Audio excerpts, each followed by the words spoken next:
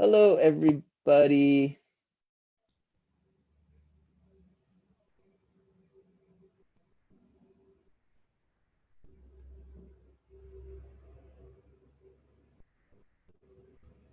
Hello, everybody. I just wanted to introduce someone who's very dear to me, Matthew McCarthy. I think that he has some extraordinary wisdom to share all the time, but I thought that in this particular time, I wanted to hear his insight into what's going on with the planet and what's coming through him. I'm Eric Nielsen. I'm a coach. I do what's called inner compass coaching, which is helping a person find and navigate through the labyrinth of life from their inner voice, their inner perspective. And I know Matthew does some amazingly similar things too. So I'll let Matthew introduce himself. Matthew, how did you describe yourself? Hello. Yeah, I'm just somebody who's found such value in engaging in my internal experience, engaging in my life, who really needed life to become a beautiful experience, because at some point it was not a beautiful experience. It was a very rough experience. And that unhappiness led to an intense journey to discover what it takes to really be a well and happy person naturally. And through that journey, I naturally discovered that this is also how we discover our personal path, our personal way in this world. And so when I'm working with people, that is my intention, is basically to help them see exactly where their path is at this moment, help them to discover where that is so that they can walk forward for themselves. Yeah. Well said. I want people to be able to really discover that, we always say it's about what's inside. Everything you need is inside. But sometimes we still don't know how to really look. And how to really find what we mean, what's inside. And so that's where the journey expands, and the right wisdom at the right time comes in, like to help people discover. Yeah. I just want to check in to people watching this online. If you can hear us fine, could you just hit like a wow face or something just to make sure I know that everyone can hear us? And also, if you get a chance, tell me where you're listening from. That's always nice to know, who's in the room, because some of what comes through us is an energetic circuit between who's here and what's coming through us at the same time. Beautiful. So I'm curious what your own personal experience has been, how you've had your own inner reactions to what's been playing out this month. And I also want to mention that you host what I think is a profound group in Portland, the Portland Oneness community that I came in contact with several years ago and just found to be a wellspring of community, wisdom, and sheer energy, sheer energy. And so you're connected to almost like a larger organism. You're connected to people on a bigger scale. And I want to talk about what's happening inside you and then what you're seeing happening inside your community as we're all going through this. Yeah. I actually happened to be in India when it really hit heavy in Japan, and China was still recovering and discovering what that was. Um, and so I was on personal retreat, really taking time to do all that to walk what I talk, and to really spend time deepening in my own process. And there's some very beautiful alignment and fortune in that, because really coming home has been an extremely beautiful experience. And while there's so much pain going on with people physically suffering, and fear going on, and uncertainty going on, and massive change going on, I've had the really beautiful fortune of living a really beautiful experience. I can't say that I've actually had any freak out moments of any kind. I can definitely say that I'll feel waves of change in the collective consciousness for sure. Mhm. And, um, but you know, when we really discover something, when we really look at something, it has a different experience to it when we know that we're looking at it. Mhm. So instead of being in it and experiencing it from a place of this is my entire reality, when we can actually just have that witnessing experience, we can have a totally different relationship to whatever the context of these worldly changes are. And so that's been leaving me in a very beautiful place, and also um, moving me into states of compassion or states of slowing down, Mhm. where maybe the collective is becoming very rapid for a few moments at a time. All the fear starts to quiver. That actually forces me to go so deep. Like I just feel my own consciousness just completely settle so much that that could be potentially all that is possible in that moment. Yeah. So I've so been feeling going that a lot this week myself. It's like just let the brain cannot handle this. Just let it be handled down at these deeper levels. yeah. And that makes the experience more natural, and you know, what can we control anyway? You know, we can maybe control maybe where this body is, but that's almost it. You know, so we have some influence of maybe what our state of being is also, but we don't have the influence of, we cannot control the billions and trillions of influences that are happening through the collective. We cannot control it. We cannot control the decisions of government. We cannot control how some people are reacting. All we can, of course, is be here. And even this, to get stability, we cannot control. So fortunately, uh, I've been in a nicely expanded state for some time, and with all of this movement, it has just simply altered my life by bringing me into a deeper calm, and also to a really intense passion to help people move into beautiful states now, absolutely right now. Um, no waiting for any external changes to make it beautiful again. Nothing like that, because it was never beautiful before like that, even if we had ourselves fooled. So, yeah. And now people have a lot more time on their hands to actually do that introspection right now. They're presented with more time than they ever have, many of them.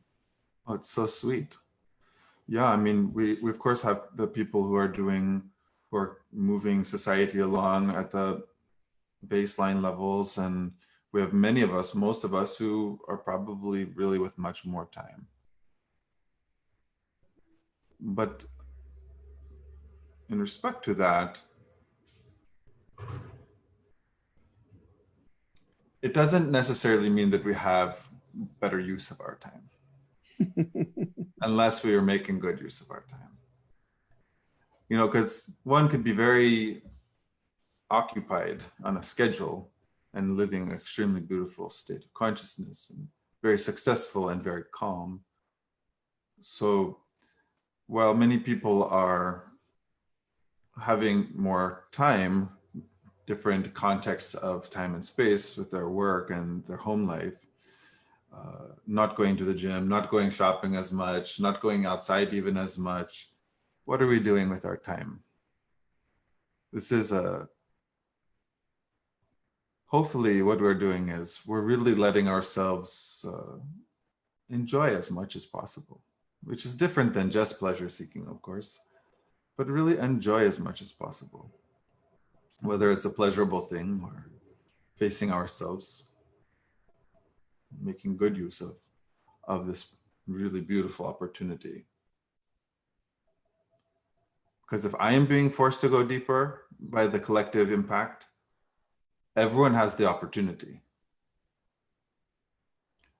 And what that ultimately means in somebody's life is more calm while being busy once the world picks up again. What that means ultimately, again, is having deeper intelligence to navigate the world when the world starts moving faster again. Mhm. So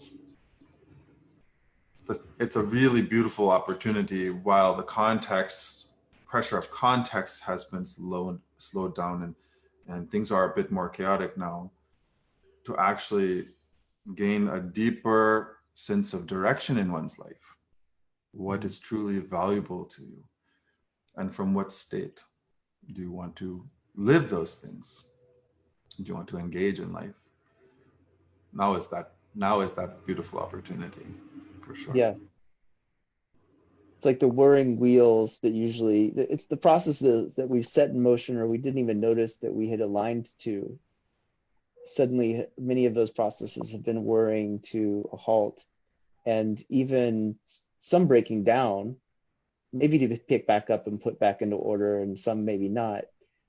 And now that all the parts are on the floor somewhat, we can kind of, like, did I really buy into that? Or was that really that important before? And I'm noticing that a lot in my life too. It's wonderful to have that opportunity, and that opportunity, one could say, is always there because on some level it is. But when do you have this enormous collective pressure to basically almost have to? Yeah. You're either committing even deeper to some bullshit, deeper to some things that you really don't want in your life, Yeah. deeper to some ideas about society that you hate, and while you're hating, you feel awful. You're either committing deeper and digging your own hole worse, or Yeah. you are really truly inventing in this moment and taking advantage of the intense pressures of this moment to not only help yourself feel better, but to be better for this world. It's immense opportunity when that level of awareness is really waking up in your own consciousness. And it's happening, for so many. Yeah. Mm. I've found a particular amount of joy. I've been in many ways isolated over in Greece for the better part of a year, and I've had to train myself how to reach out for people when I don't see them in the regular, like I used to when I was in the US. And it's neat to feel like I've been here for a while and to feel everyone arrive on the same page at the same time. It's like I feel everyone in the room, even though we're not, we can't be in the same room. I feel everyone in the room psychically in a way that I haven't felt in a while. I think it's a very beautiful thing you're pointing out. Um,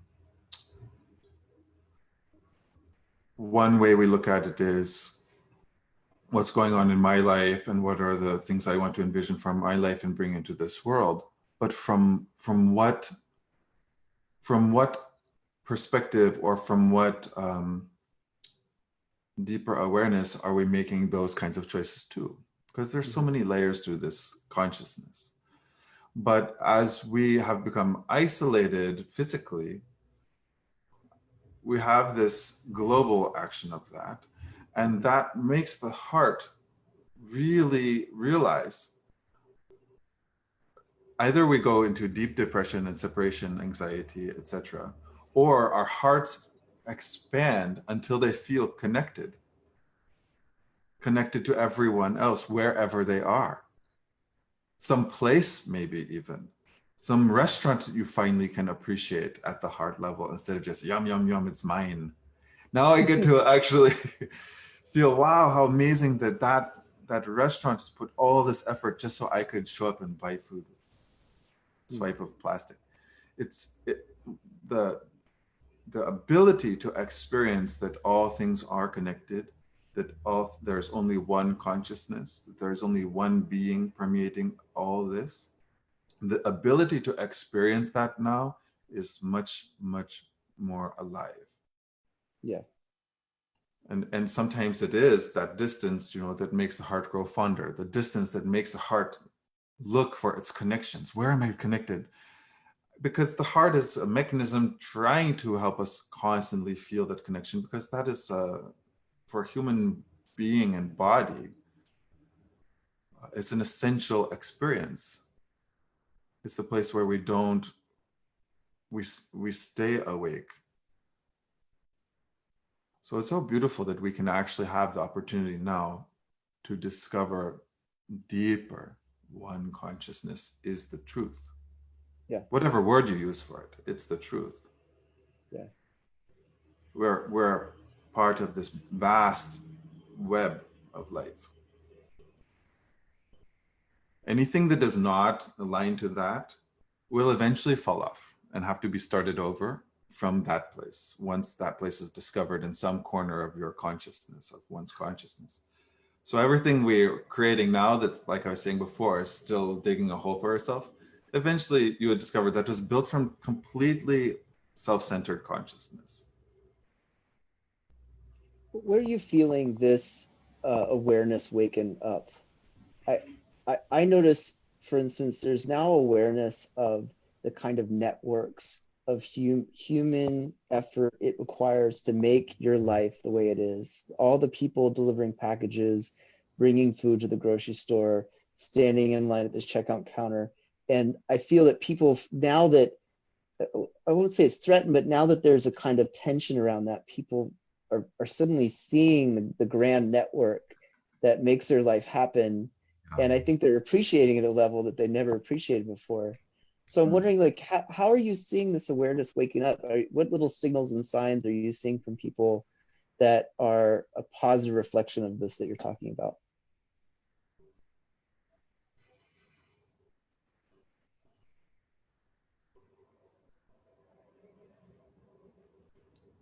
I don't think anyone's going to find that looking outwards as much. Mm.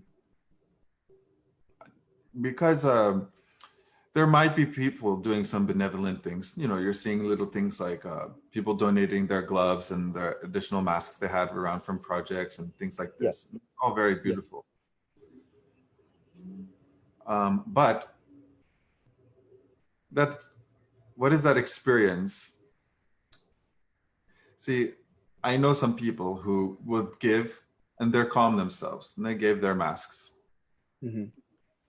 And then other people might have them and be in a panic and be so scared for all the nurses and be in fear and then give because, oh my God, really that is different. Really that is saying, eventually I'm going to get this and I'm going to get sick and I'm going to die.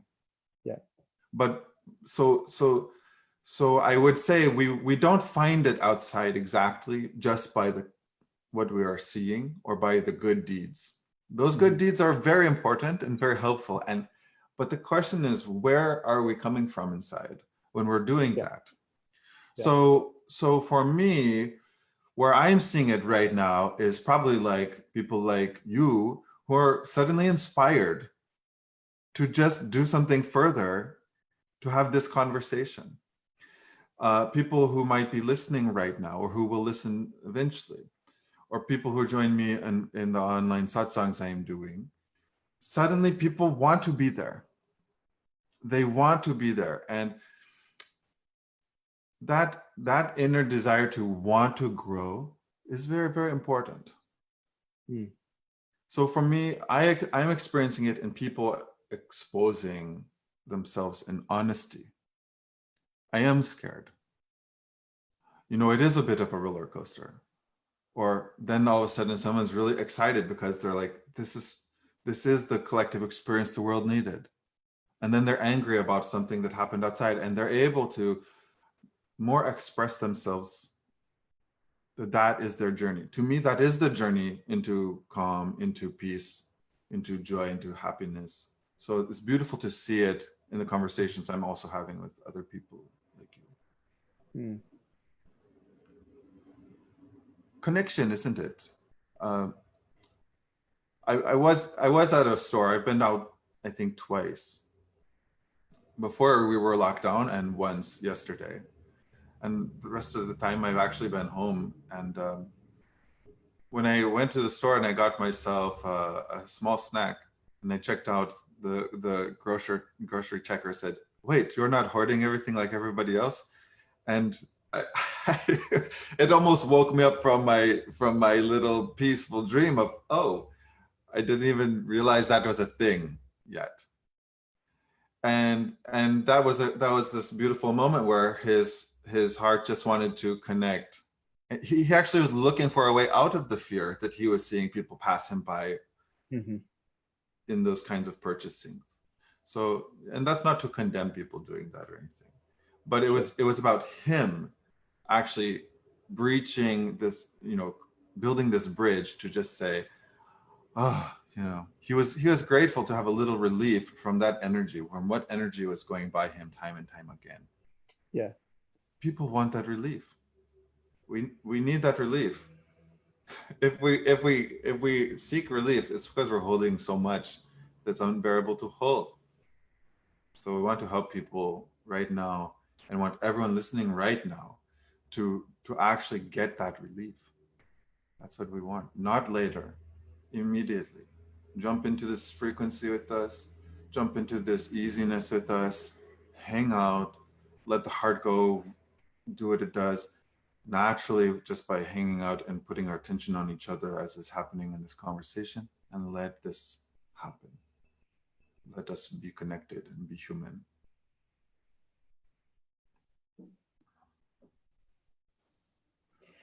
I appreciate one of the things you said a few minutes ago about the way to energetically deal with this, because I find that a lot of people want to be positive, and also a lot of people want to be prepared and safe. And there's a bit of a tension sometimes between making tactical decisions that are responsive to real things in the environment, and also moving through that energetically in a way that um, that feels, you say, feels in alignment, or feels like the most resourceful way to move through it energetically. And I think you were kind of touching on that a little bit. Yeah. So, who wants to live life and do whatever you do, from chores to going to work, taking care of your body, having a conversation, relating to others, from a miserable state? Who, who actually wants that? If we say to a large room of people, who wants to be miserable? The question answers itself. Yeah, yeah. The question answers itself. It's a different question to say who is and who is stuck in it. There'd Yeah. be hands for that one, right? But it's, no one really wants to be miserable. But what we missed for just so long, as we are so desperate, as we're so trying to control the outer world and be positive, Mhm. there's a place for that. We'll get there in a second. But as we took that approach for so many years, like this has been such a prevalent thing, what we totally forgot was, what is the purpose of it? We actually don't remember that I just want to feel well. I want to feel good. We want, what we're actually ends up happening is, mentally we get focused on that thing over there, and we say, I need that to change so that I can feel good. But the focus is actually inside. I don't feel good, so that needs to change. Mhm. Some part of us just needs to simply soften and relax at, I'm clear. I want to feel some kind of beautiful experience inside. That has to be there. We call that a vision. We have a vision for my business, vision for my body, vision for what my family room should look like. We have a vision for what society should not do. Yeah. What vision do you have for your life inside? An inner vision is what we as a world need. As an individual, as a world, we need individuals who have an inner vision to just simply recognize, I want to be well. So I want to be happy. I want to be calm. Calm is an amazing state of consciousness. It's Mhm. absolutely for somebody who grew up in a family where there would be intense bouts of rage, I learned rage. How valuable is calm to me? Calm is so beautiful. It's rich. It's so fulfilling. Calm is beautiful when I'm working out. Calm is beautiful when I'm in anything.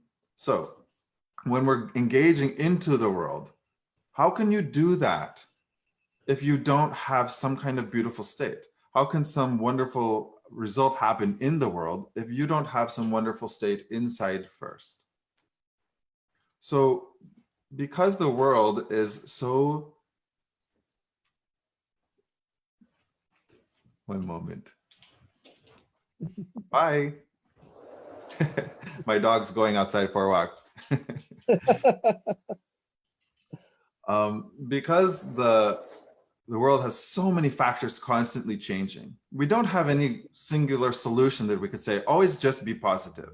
It's very difficult. Never lie. That's not even safe sometimes. Mhm. So we can't proceed with life like that. What we need is something drive all kinds of choices, and that has to be an inner state that is somehow very beautiful. For that to be even remotely a stable potential, we need the vision of that inner state being there in the first place. Otherwise, we would have nothing to navigate this brain and heart and all these energetic mechanisms of this body to bring us towards some kind of beautiful state. So we need the vision of specifically what inner state do I want, and then from that state, how do I address this moment? That is when the natural intelligence of that state, of that beautiful state of being, would emerge into very creative and wonderful responses to what's happening.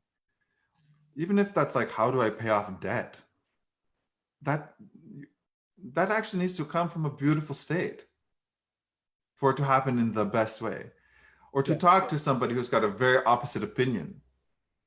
How are you going to survive that? What value are you going to get out of it if you already are angry? It won't go anywhere. It'll actually add to the problem. So to deal with all of these things of the world, all of these changes, all of us who suddenly don't have an income, all of us who, our bodies we have to care for them and separate them from other bodies. To deal with all these things, let's have some kind of calm. Because what can we do about the parts that we cannot do? Nothing. So let's not have our vision be so weak that we end at anger, so nearsighted that we end at giving up. Why? I want you to be happy. I want you to be well. If you're going to live another day, why not be a wonderful one? So this is actually the approach to worldly issues. I'm a life coach, spiritual coach. I'm a real estate agent who goes into completely different realms of mind, Yes. And I also like to work out, and that's a different realm of mind than yoga practice when I'm yogaing. Mm-hmm. All of these different things, you become a master of your state, then you can engage in basically anything from a place of intelligence. The master of your state is not controlling your state. It's not false positivity. I think that was something you brought up that's really important too. It's like, it's not just like a masked positivity. Sure, if you find yourself dipping and you realize, oh, I'm dipping, and you remember and you see you're dipping, yeah, if you can truly pull yourself back to calm, do it, right? Yeah. Make use of your mental faculty. Oh, I caught myself, and I know that's not going anywhere. So bring yourself back to calm. But even if doing so, it's not working, it's not, you might be quieting your mouth, but even if doing so doesn't bring you to calm, we have to really acknowledge the difference and not start covering up with positive untruth. Yeah. Cause much more issues. So we have this, be positive when we can, but also we have to prioritize what is the truth of this moment. And the truth of this moment, I'm aiming for some kind of beautiful state, but am I there? From that is this journey. That is this journey. And it I, uniquely. I appreciate that framing of it as a vision, because it kind of also talks about the state over time, or the act of moving towards a state, the act of having a potential state in a focus that that even if you're not experiencing it in the moment, by looking at the ball, you can aim for it. You Yeah, know, and I love that framing of it. I, completely. Hmm.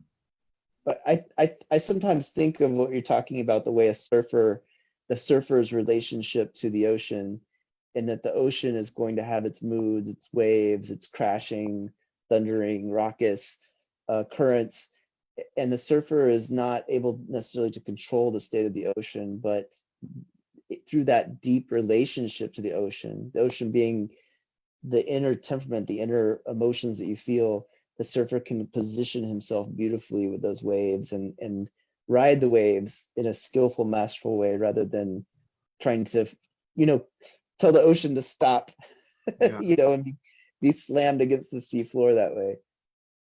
You know, Bruce Lee, his beautiful statement, and then he just like in me, he says the statement, then he goes into this intense, vast, expanded state, be the water, and then he's like, because, but it's real for him, you know, and it's be the water because the water is the most malleable substance that we can visualize, Yeah, perhaps. And yeah, so that is a fantastic analogy, because it's, if the surfer is trying to just be the surfer and say, water, get under my board exactly how I want you, you'll be on your face and tumbling in the confusion underneath, discovering what you ignored. You know, what you pretended wasn't there. yeah. We really want people to just relax and like, it's okay whatever is there. Yeah. This, you know, how could you get from point A to point B ignoring where the road is? You know, the straight line is only this way, but the Yeah, roads are like this to get yeah, there. Okay, well, which one do you prefer? Ultimately, which journey do you prefer? The one where you're going to run into every tree, fall off a ravine, right? yeah, Or do you prefer exactly. this windy road? Yeah, Let this universe guide you by being clear. I want to be in a beautiful state of some kind, but trust that as long as you're holding the vision of where you're going, it will become a real experience. You will get there. And then, but here's the thing about the inner world, it is an ocean. So one must not forget their inner vision, yeah. because the ocean will change if you forget. You will get off track. So this inner vision has to become an absolutely standard, fundamental decision inside. Whether or not you're actually in the beautiful state, you must, it must become at some point a fundamental decision inside. Everything Does also, do you find, for people who do not, in some ways, that vision of a state can be beyond anything that we've experienced before? Like sometimes our idea of a beautiful state Yes. are us taking account of all the experiences we've had and what felt great, what felt like those beautiful states. We can aim for those memories, we can aim for those places we've attained before. Not everyone has a catalog of those wonderful states, and often what we're aiming for is something beyond what we've experienced ever before. So how do you aim for something that you do not yet know? I love this question. It's a good question.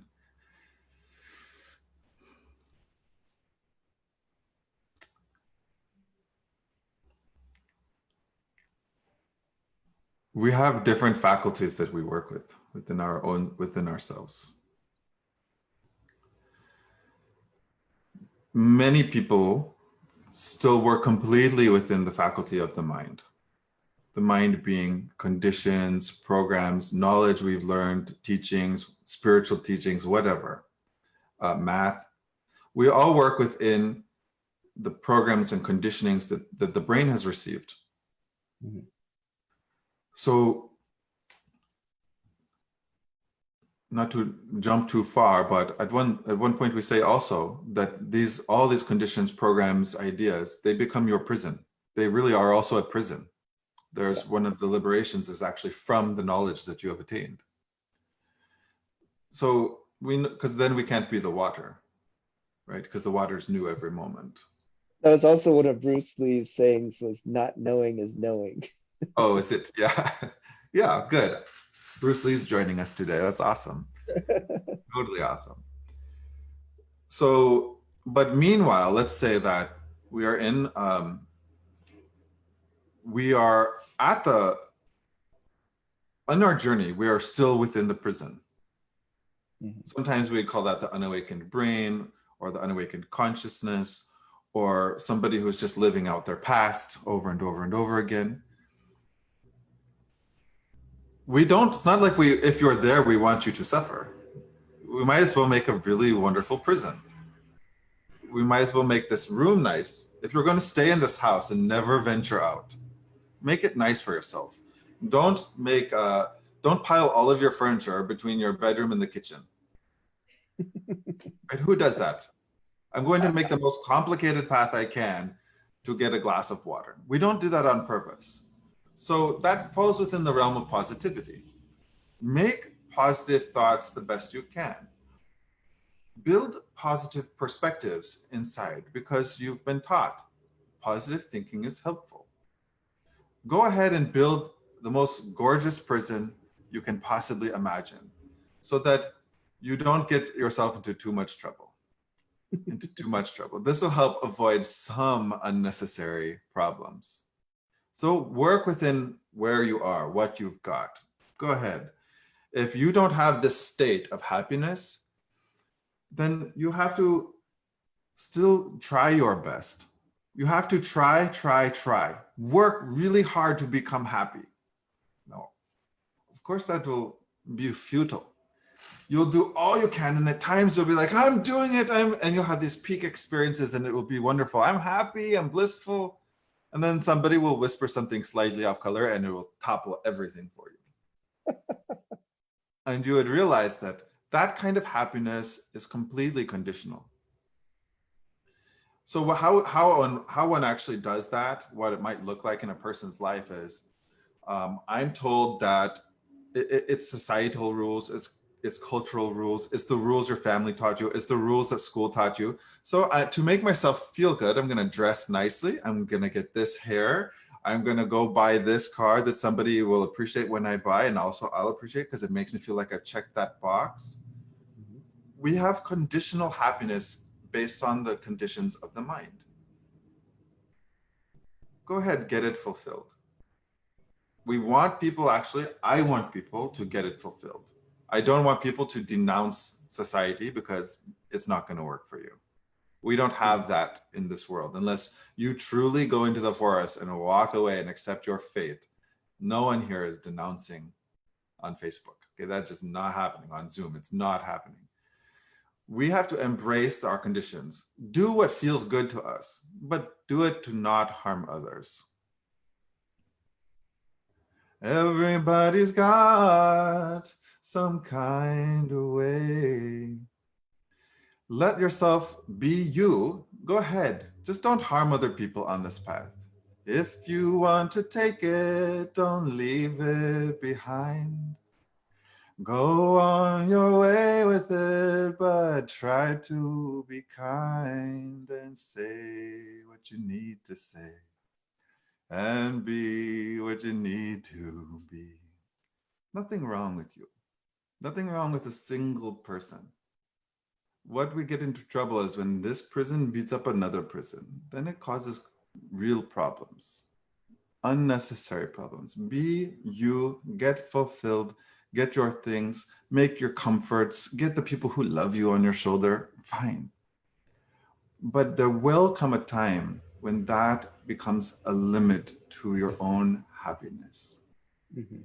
And that is, so strive to get fulfilled at every level. And when that moment comes where you realize, even with 10 people loving me on my shoulder, kissing my cheek, something is not whole inside. I'm not feeling happy yet. that is when your vision for some kind of beautiful state inside will become the most precious thing you've got.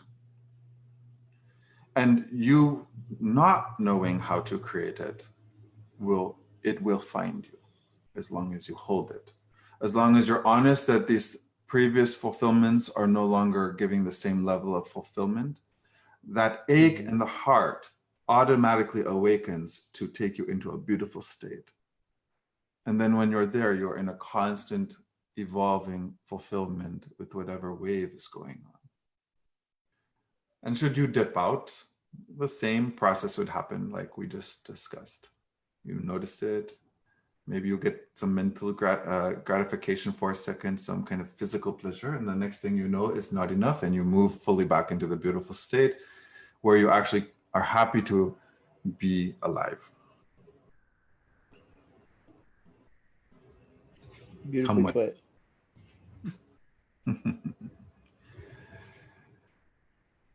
So tell me how compassion weaves into this story.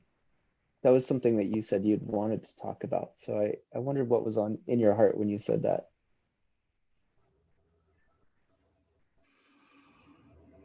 One time, one of my teachers told me, see, that's a good time for that question too. So there was a time I had a community of people where we were expanding and ready to grow quite a lot, grow in numbers, and it was a lot of fun. And we were having really peak states of beautiful experiences.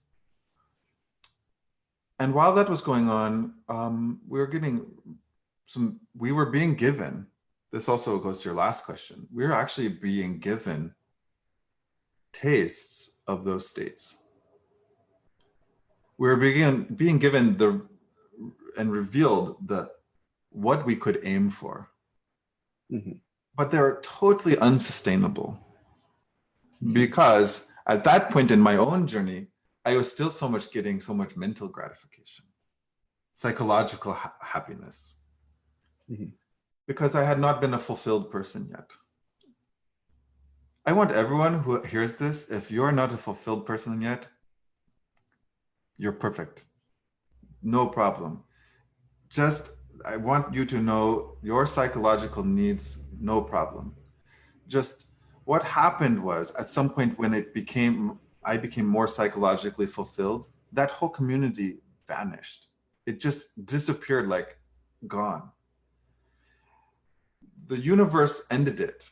And it was a very beautiful ending for everybody. It was actually a wonderful thing. But then it started to emerge again. And I kind of, still had some residue of the past there, because now I'm going to go back into this role, or all I know of it is this. And that residue started to fall off. And then one of my teachers actually told me, your growth will be limited by the growth of those around you. And it came, of course, at the perfect moment. And I discovered very quickly that I'm no longer actually seeking just to be self-gratified. I only actually now get fulfillment when I see other people grow and are happy too. If they are not well, I'll have calm and I'll be in a beautiful state. But how could I leave a crying baby on a bench? Whether or not the baby knows it's crying, it's just wailing. Whether or not other people around that baby know it's happening. If I can sense it, how can I leave them alone? So that part actually clicks into universal requirement. Compassion is a universal requirement once one is mentally satisfied. Because now your growth will, at that moment that you have kind of landed at mental satisfaction, and that pleasures of significance alone are not enough, or you've had enough of it, really, frankly, that now your heart aches. Now at that moment, one has to know that their willingness to connect and allow and accept the conditional lives of others is now going to be what limits or advances one in their own happiness. And here's the trip about this. We have no choice in it. When did we ever have choice in this? We were conditioned. That made us desire what we desire as children. Then we have to get those psychological needs met or we're unfulfilled psychologically. Now, we got them met. Now, we have no choice in the matter because now we're satisfied mentally and psychologically. Now the heart is taking precedence. And the heart's natural way of fulfillment is connection. And if we connect to another person and go, oh, but I don't like what they're saying, so disconnect, now we jump back into the mind and we'll suffer at the conditional level again. The beautiful thing is to really accept how life is constantly bringing you forward and accept the wave. You are in the ocean. You are the ocean. You cannot get out of it. This is what we are.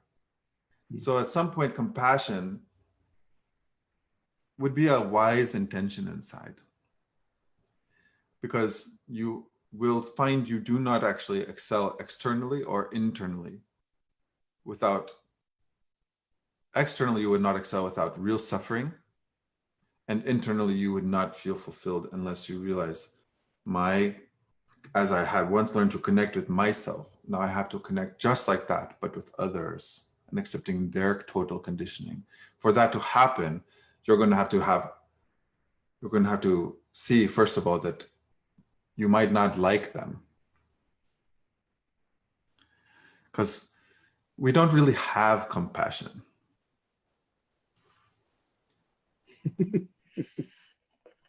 What we have is the capacity to recognize we don't have compassion. We look at somebody and they say something. It's very easy to find people we don't like, by the way. I'm not even going to name names because it would spike the dislike. But imagine somebody does not like. All we have to see is, I don't like them and I'm having negative feelings towards them.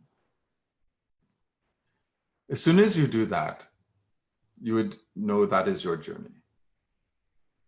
Because now how could you be happy and fulfilled if inside there's a place in you that you are unhappy?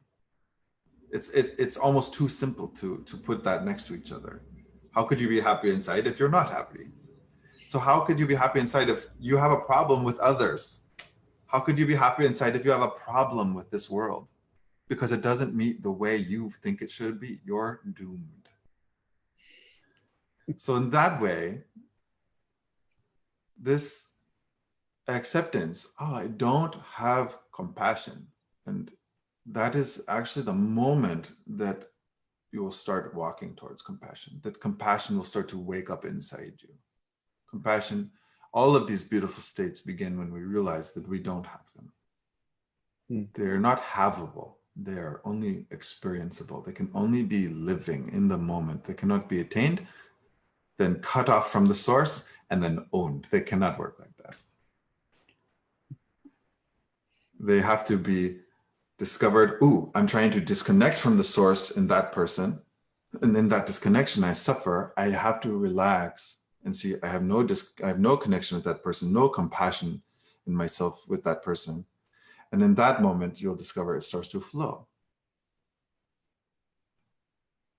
In that moment, you realize compassion is a constant living experience and only can be when connected. How important is that right now? How much has compassion been lacking in the collective conversation? This is not bullshit. This is not internal spiritual woo-woo. This is not separate from the most practical things of our society. This is what we really have to see, because so many people mentally, they want to really participate in creating a better world. Mm-hmm. What we need to discover is, this is the most practical thing you could do. This vision of compassion inside,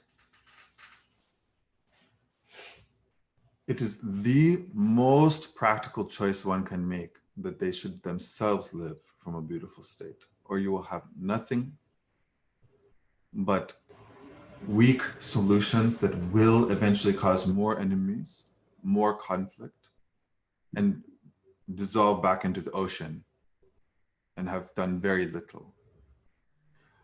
When somebody can stay connected as the ocean, and then from there interact into the world,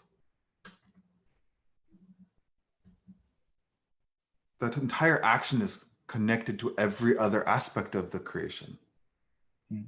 That effort itself that would be moved from within you, naturally inspired from within you, itself is connected to everything else. So it's not a mental disconnect, a mental solution. It is drawing in relationship. Therefore, it has real impact that would forever have been a wave in this ocean. So the most practical thing so many amazingly passionate people can do is care for themselves. Until they are fulfilled, then that kind of continues anyway. But the thing is, when you start to realize that for your growth to expand, you still get your psychological needs met. You still will. It's just it'll happen actually through helping others and being compassionate and being compassionate. Mm-hmm. That happening inside. Practical.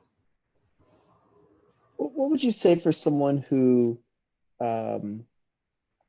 jumps into the care for others, perhaps in an out of balance way, before they actually have learned to take care of themselves and that inner compassion?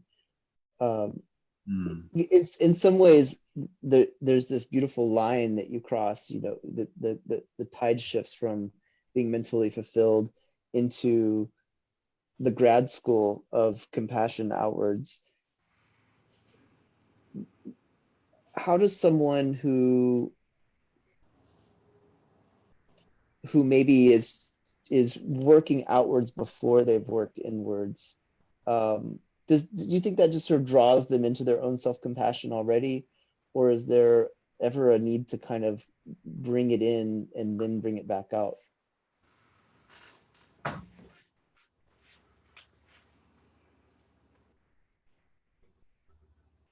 That would be a question for that person that I would want to ask them. I would want to ask them, are you happy? I'd really want to ask, you're doing all of these good things.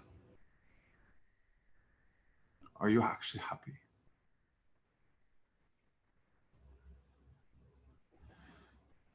See,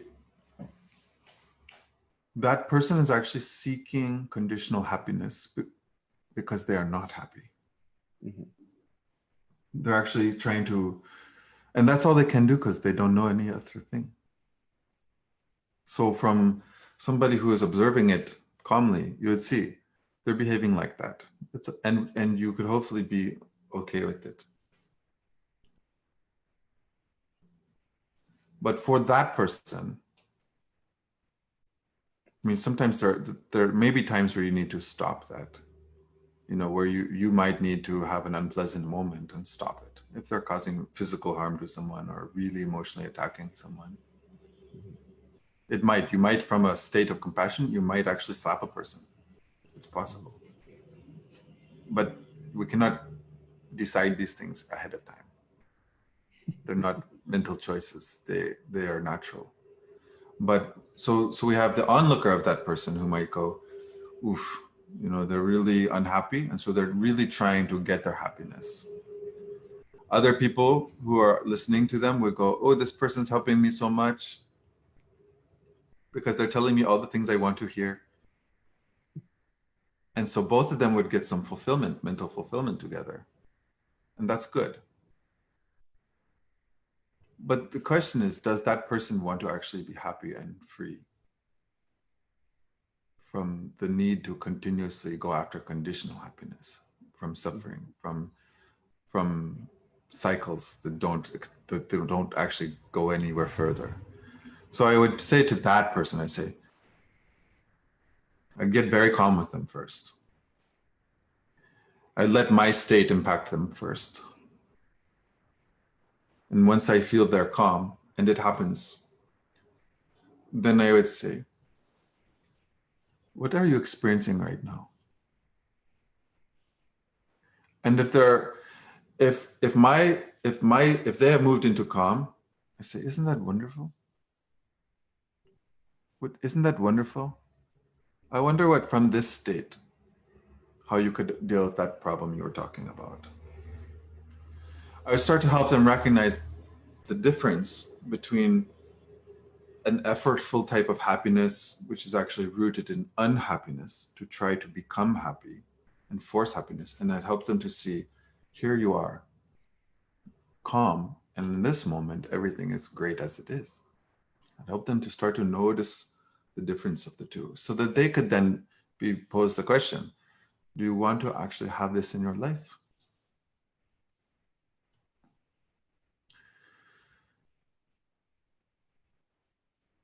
That the clarity must come for every individual at some point that they want to be free of suffering unconditionally. Still and unconditionally, you would still have your conditions, but whether or not they are met would not be the basis of your state. You'd still prefer chocolate ice cream over vanilla ice cream, fine. But whether or not vanilla is the only option for that person, it would not change their happiness. So do you want a life like that person? Do you want a life like that friend? Do you want a life like that mom? Do you want a life like that child, teacher, boss? Of course, how the context of the conversation actually unfolds and where it unfolds, the words would be emerging from your own beautiful calm, perhaps. This is what we want. This is what I want for people, but it's their choice.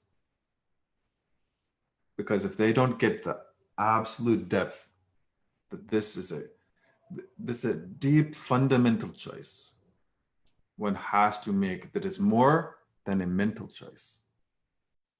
It has to come from the belly aching of this brain not figuring it all out. And no matter how much they've worked for to make it happen, all their effort being slightly off balance and trying to make it happen, as you're saying, still didn't actually happen for more than seconds. So that has to land. And from deep in the belly, it has to be a fundamental alignment change in your entire consciousness. Then the entirety of the one consciousness of the universe, of God, whatever, it will move you. And it will become what you are. You will become what it is. And you'll realize there's that only. And then from there, life is magic. Even there, your conditions can change. Even there, you can actually work to have conditions changed. So I used to be a person who could experience immense states of consciousness that are just utterly beyond. But at some point, I was a person also who could not manage to make enough money for myself. And so what was the problem? The world wasn't giving me enough money. Money itself was the problem. Capitalism was the problem. I'm not saying these are the best systems, etc., nothing like that. But I am saying I used to be the person like that. Now I can be a happy person and a successful person. Person who has what I want is what I mean. And not everyone has the same wants. But I'm a person who can have what he wants and be a joyful person. Isn't that everybody wanting that? So that fundamental choice has to happen after mental exhaustion.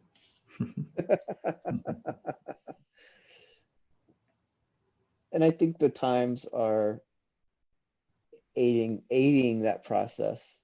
They're we're already in a big experiment all the time, but now there's a lot more data. There's a lot more results. There's a lot more very quick repetitions to see which of those processes are wearing us out and That's which are right. ready to be upgraded. It's nice. Scary, but nice. Yeah. There's another point to recognize that is, it really was profound for me when I first came across it, and that is that gratitude is actually what completes a cycle. It's what completes an experience. What happens mentally, why we don't ever get to the point of actually making it beyond the mind and moving into this beautiful connection is we keep repeating the same past experience, knowledge, teaching, etc., over and over and over again in new contexts. Mhm. When we actually discover that, we realize the whole thing, painful or otherwise, was a very sacred moment of our life. And then this natural gratitude of the heart arises, and that it becomes almost like a gentle push forward or a new wave inside you leading you forward in your life. So many people who have kind of been more conscious on their journey for some time are extremely grateful right now.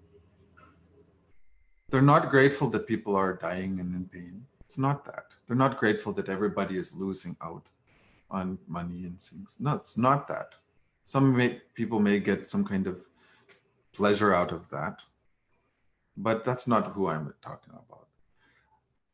The gratitude these people have is that they knew that we needed to be connected to be happy people. They deep in their core knew that we needed to care for the earth, our planet, our home. And they knew that we were beyond all of those things.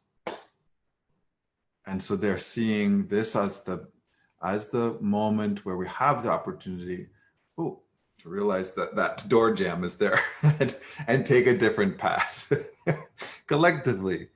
And that can be something that we can be grateful for. We can still intend the best for everyone who's going through the challenges, but we can be grateful that we are getting this opportunity.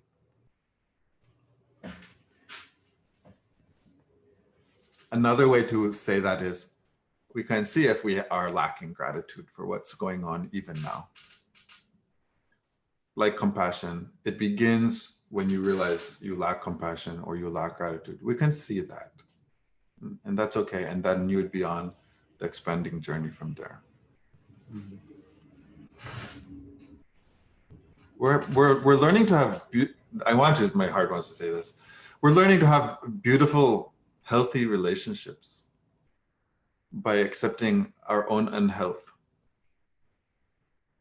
by accepting our own levels of stress, by accepting how we've prioritized all the wrong things.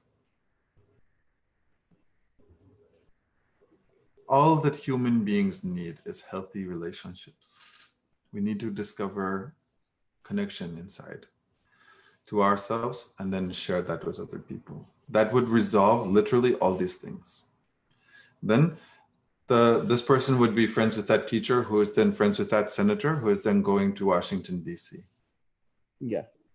The intelligent solutions emerge from connection consciousness, emerge from kindness and compassion. It's like Everything else is just trying to pull from source their own bits. it's like the synapses in the meta brain of all humanity can finally fire in a complete circuit all Yes, the way through. yes. In higher states of consciousness, there's parts of your brain that are collaborating from all the signals. And when that part of your brain is active, it naturally keeps you moving to the higher perspective. It keeps you seeing where the collective unconscious is moving. Mhm. But there's other parts of the brain where it isolates that piece of information and starts attacking it to see if it's going to kill me. So that will never cause a solution to plastics in the water. We would never touch the hearts of people throwing plastic into the water physically. We'd never touch the hearts of scientists who could come up with new materials that would biodegrade. We're seeing so many cool things happening already. But this is because some people have already started to move into connection. Now we have this, we will see that there's a very beautiful, beautiful expansion of connection, and many, many wonderful things will happen. Simultaneously, when you start to see, other people will be seen. And that's scary, and it might trigger them, right? So we could have this kind of dance going on for some time, for some years, where we have this intense radical shifts of amazing things starting to unfold. And we also have these moments of calamities collectively. But every time we're willing to face the reverberations of what we put out individually and collectively, and we kiss it, I call it kissing your karma. Kiss your karma on the way back. Keep kissing it. And as it passes through you, it will come back more beautiful next time. We can do this together. We will do this together. There's no other way to do it. We are together. So if we realize that, even mentally, keep trying to kiss every moment that comes towards you and send it out better than it came, then you'll get so much good returns that your intention to move into a beautiful state will happen. This is actually really important. We really do need to build, I'm going to just say the traditional word for it, sat karma. We need to build positive returns. So whenever we have a chance to do something good for someone, if we do it, this whole universe will be happy because you're helping it. And as you do that, the universal accountant, it has to return to you good things. It cannot not, it must. So that is always something we could do. And it's even wonderful to do it so on purpose. Like, I'm going to go do a good thing now. Because the more clear we are on it, I'm going to do a good thing, and I'm doing a good thing, and this is good. And see, that made this person happy. That will be how it comes back. And then you'll have so much of that in your life when a challenge comes. And that will lubricate the whole situation. It'll make it happen much smoother. Be very, very helpful to have some good points, many good points. But we should enjoy this journey. New waves will come. This wave will pass back into the universal ocean. A new wave will come. It might be a very beautiful wave. And then a new wave will come. It might be very, very beautiful. Then a new wave will come. And it might be challenging. Let's live. Let's rock these waves, Let's appreciate them. That's what we have as the opportunity through our connection. Yeah.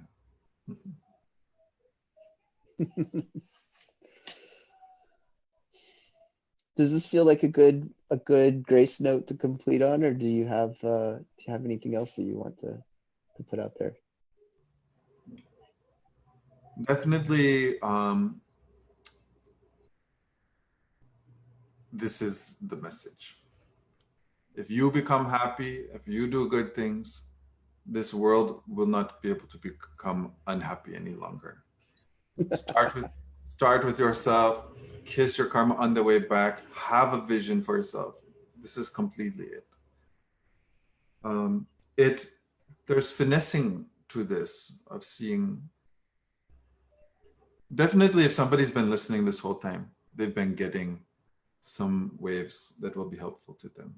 Definitely, if they've been listening, been relaxing with us, they'll be getting some really great movement.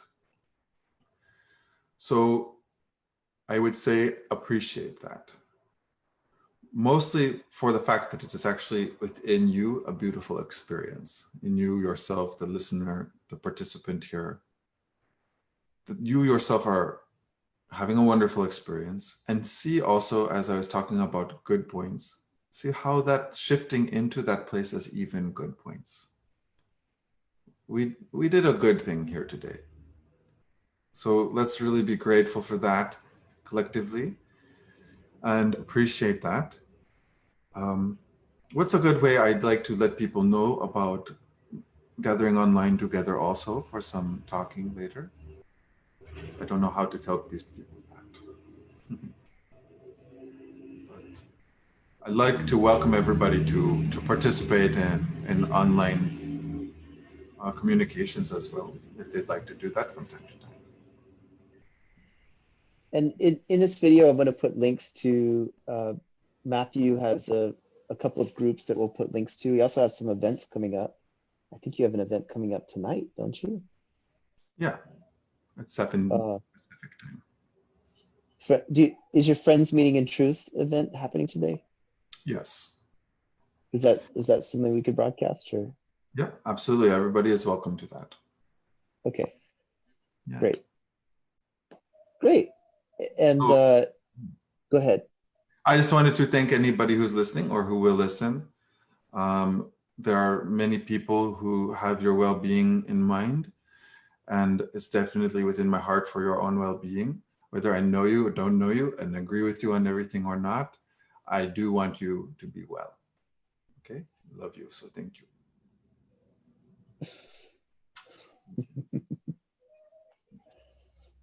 And if you've enjoyed this, we're going to have almost an interview, sometimes 2 interviews a day coming up here soon. Some really great people.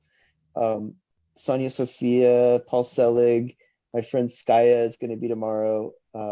Just people who Matthew, I feel like you're a luminary in my constellation. You know, when I go into the night sky, I look up to my familiar stars, people that reflect my light and also inform it at the same time. And I reach out to these people to kind of help me calibrate my vision as well. So I consider you that for myself, just someone who I feel like I can plug in, get wisdom from you anytime, massive wisdom.